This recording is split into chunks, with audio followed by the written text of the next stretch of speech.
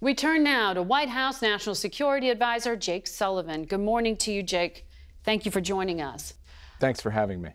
President Zelensky told us that if this annexation happens, it will make diplomatic talks with Vladimir Putin impossible. They need artillery in Ukraine, he says, more air defense systems and tanks. Will they get it? And how significant of an escalation is this?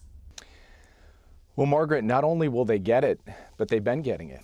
The United States at this point alone has provided more than $15 billion in weapons, and that's included air defense systems, hundreds of artillery pieces, hundreds of thousands, if not millions of rounds of artillery. And we facilitated the transfer of tanks from NATO allies who have the Soviet-era tanks that the Ukrainians have trained on. We will continue to do all of that. And what Putin has done is not exactly a sign of strength or confidence. Frankly, it's a sign that they're struggling badly on the Russian side.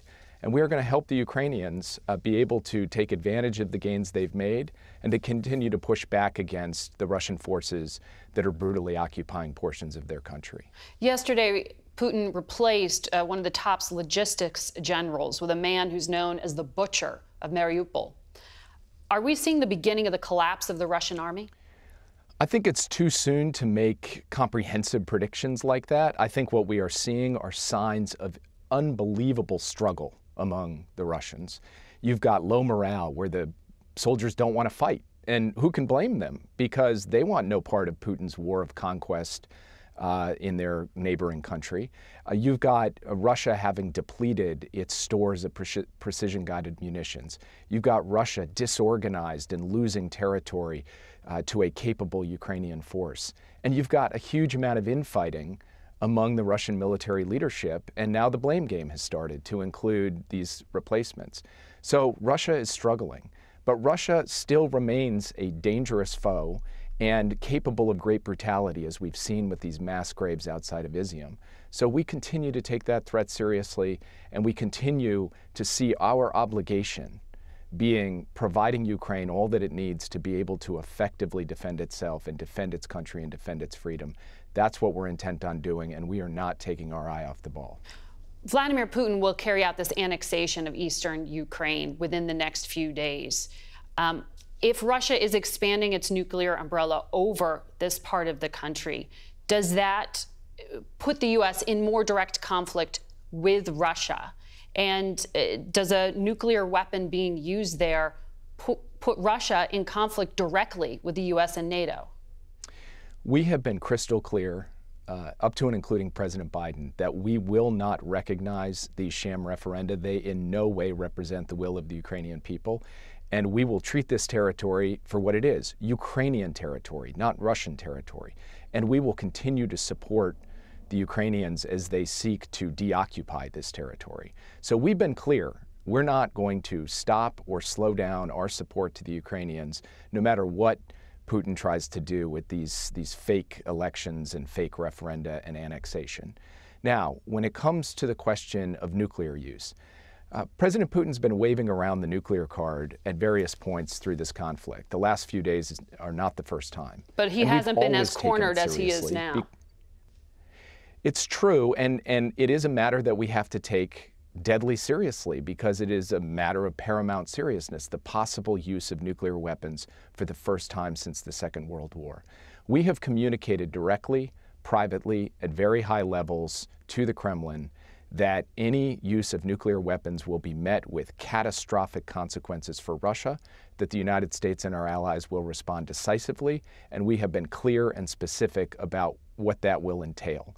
We have, in public, been equally clear as a matter of principle that the United States will respond decisively if Russia uses nuclear weapons, and that we will continue to support Ukraine in its efforts to defend its country and defend its democracy. Russia's been talking about this nuclear power plant rather than nuclear weapons just within the past 24 hours. Where does that fall? Is this an escalating threat? So for your viewers, there is a nuclear power plant that is in Russian-occupied portions of Ukraine. It has been put into cold shutdown to make it less likely that there's some kind of catastrophic incident at the plant. It is actually still being operated by the Ukrainian operators who are essentially at gunpoint from the Russian occupying forces. And the Russians have been consistently implying that there may be some kind of accident at this plant. We've been working with the International Atomic Energy Agency and with the Ukrainian energy regulators to try to make sure that there is no threat posed by a meltdown or something else from the plant.